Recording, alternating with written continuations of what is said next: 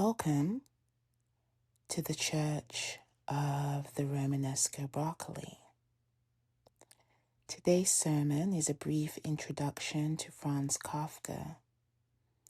In your time, you may have heard something or some situation being described as Kafkaesque and not being quite sure what this means. Kafkaesque describes a nightmarish situation where a person is trapped in a confusing, illogical bureaucracy that is both unreachable and indomitable. It's the specific feeling of being judged or controlled by a system that refuses to explain its own rules. So, to give some analogies which I think might resonate, think of the customer service loop. It's like being placed on hold for 3 hours, only for the representative to tell you that you need to call a department that doesn't exist, and then you have to apologize for your lack of the correct reference number or paperwork for this non-existent department. Or the software update trap. It's like your computer demanding a password to fix a glitch, but the only way to reset the password is to fix the glitch first. Or the infinite hallway. It's the feeling of walking toward a door that appears to be 10 feet away, but the faster you walk, the further the door retreats, all while a janitor watches you and insists you've already arrived. This last analogy actually reminds me of a scene from This is Spinal Tap, which came out in 1984. And just as an aside, 1984 is the Orwellian year. One could describe Orwellian and Kafkaesque as twin tribulations. Anyway, if you've never seen this masterpiece, I highly recommend that you do. If there is a bucket list of movies to see, this has to be on it. In fact, the DNA of This is Spinal Tap can be found in a lot of contemporary offerings. For example, The Office. In fact, I would suggest there is a through line from Kafka to The Office. So, Kafkaesque isn't reserved solely for dusty 1920s law offices or gloomy bohemian castles. In This is Spinal Tap, by the way, spoiler alert, if you've never seen this film, fast forward past this part.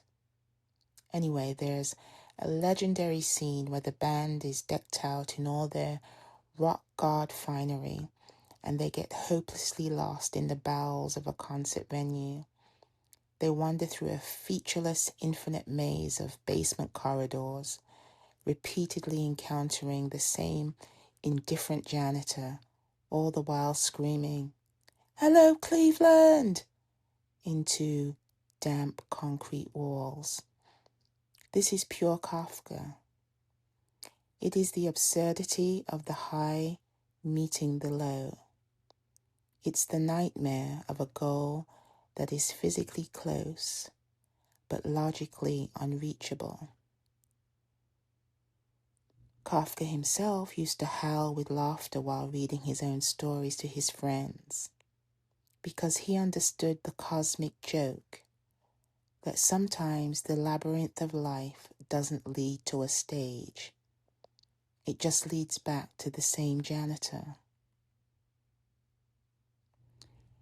So here's a biography. Franz Kafka was born in 1883 in Prague. He died in 1924. He was a German-speaking Jew in a Czech-speaking city, an outsider among outsiders. His father, Hermann, was a massive, domineering, successful merchant. Franz was frail, sensitive, and intellectual. Franz famously wrote a letter to his father, over 100 pages long, which he never actually sent. It's the ultimate unresolved trauma story. I myself have written similarly lengthy missive. While it was only 40 pages, the only difference is I did send it to a friend, and the result of said letter was cataclysmic at first, but then our friendship became stronger because of it. And maybe Franz should have sent the letter to his dad. What do you think? Franz was an insurance man by day and genius by night. He worked for the Workers' Accident Insurance Institute. He wasn't a starving artist. He was a high-level bureaucrat who saw the machine of the law from the inside. He was actually good at his job. He was a big proponent of worker health and advocated, or at least pushed for safety gear. He led a double life. The exhaustion of the 9 to 5 versus the 11 p.m. to 3 a.m. writing sessions. He was engaged multiple times, twice to the same woman, Felice Bauer, but never married. He feared that a wife and children would extinguish his ability to write. He was a strict vegetarian, a health nut of his time, Fletcherizing, which is chewing food 30 times before swallowing, and he also suffered from insomnia. Kafka struggled with chronic digestive issues throughout his life. He embraced Fletcherism with his typical intensity. He would sit in silent concentration during meals, diligently Fletcherizing every bite. His father, Hermann, found the habit so irritating that he famously hid behind a newspaper during dinner just to avoid watching his son chew. That must have been torturous for his dad. I think we can all relate to the feeling of ick when we watch someone eat in a peculiar fashion. Anyway, it made mealtime conversations nearly impossible, as Fletcherites were forbidden from talking while they toiled over their food. Kafka had physical insecurities. He felt monstrous or bug-like long before he wrote The Metamorphosis. Dying of tuberculosis at 40, he told his best friend, Max Brod, to burn every single page of his unpublished writing. Max Brod refused. He published everything. Is Max Brod a hero or a villain? This is a subject for debate, I guess. Without Brod's betrayal, there is no castle, no trial, and no Kafkaesque. These are the works published in his lifetime. These are the stories Kafka actually polished and approved. In 1912, Meditation, a collection of 18 short prose pieces. 1913, The Judgment, written in a single legendary 8-hour night. 1913, The Stoker, later became the first chapter of his novel America. 1915, The Metamorphosis. 1919, In the Penal Colony. 1919, A Country Doctor, a collection of 14 short stories. 1924, A Hunger Artist, published just as he was dying. He was correcting the proofs on his deathbed. These are his major posthumous novels. These were written years earlier, but only reached the world because Max Brod disobeyed Kafka's final wish. 1925, The Trial, written 1914 to 1915. 1926, The Castle, written 1922.